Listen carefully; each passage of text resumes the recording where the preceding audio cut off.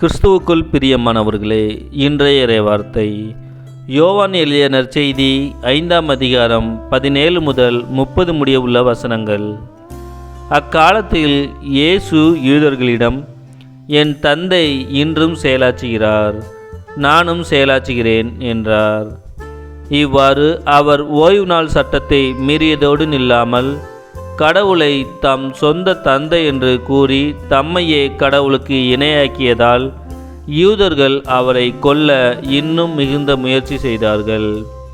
இயேசு அவர்களை பார்த்து கூறியது, மகன் தாமாக எதையும் செய்ய இயலாது. தந்தையிடம் தாம் காணும் செயல்களையே செய்ய இயலும். தந்தை செய்பவற்றை மகனும் அவ்வாறே செய்கிறார் என உறுதியாக உங்களுக்கு சொல்கிறேன். தந்தை மகன் மேல் அன்பு கொண்டு தாம் செய்யும் அனைத்தையும் அவருக்கு காட்டுகிறார். இவற்றை விட பெரிய செயல்களையும் அவருக்கு காட்டுவார். நீங்களும் வியப்புறுவீர்கள். தந்தை இறந்தோரை எழுப்பி அவர்களை வாழ வைப்பது போல மகனும் தாம் விரும்பியவர்களை வாழ வைக்கிறார். தந்தை யாருக்கும் தீர்ப்பு அளிப்பதில்லை. தமக்கு எல்லாரும் மதிப்பு கொடுப்பது போல மகனுக்கும் மதிப்பு கொடுக்க வேண்டுமென தீர்ப்பு அளிக்கும் அதிகாரம் முழுவதையும் அவர் மகனுக்கு அளித்துள்ளார். மகனை மதியாதவர் அவரை அனுப்பிய தந்தையையும் மதிப்பது இல்லை. என் வார்த்தையை கேட்டு என்னை அனுப்பியவரை நம்புவோர் நிலைவாழ்வு கொண்டுள்ளனர். அவர்கள் தண்டனை தீர்ப்புக்கு உள்ளாக மாட்டார்கள்.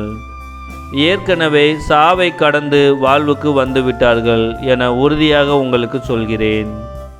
காலம் வருகிறது, ஏன் வந்தே விட்டது. அப்போது இறைமகனின் குரலை இறந்தோர் கேட்பர். அதை கேட்போர் வாழ்வர் என உறுதியாக உங்களுக்கு சொல்கிறேன். தந்தை தம் வாழ்வின் ஊச்சாய் இருப்பது போல மகனும் வாழ்வின் ஊச்சாய் இருக்குமாறு செய்துள்ளார். அவர் மானிட மகனாய் இருப்பதால் தீர்ப்பு வழங்கும் அதிகாரத்தையும் தந்தை அவருக்கு அளித்துள்ளார். இது பற்றி நீங்கள் வியப்புற வேண்டாம். காலம் வருகிறது, அப்போது கல்லறைகளில் உள்ளோர் அனைவரும் அவரது குரலை கேட்டு வெளியே வருவர். நல்லன செய்தோர் வாழ்வு பெற உயிர்த்தெழுவர், தீயன செய்தோர் தண்டனை தீர்ப்பு பெற உயிர்த்தெழுவர். நானாக எதுவும் செய்ய இயலாது. தந்தை சொற்படியே நான் தீர்ப்பிடுகிறேன். நான் அளிக்கும் தீர்ப்பு நீதியானது. ஏனெனில் என் விருப்பத்தை நாடாமல் என்னை அனுப்பியவரின் விருப்பத்தையே நாடுகிறேன்.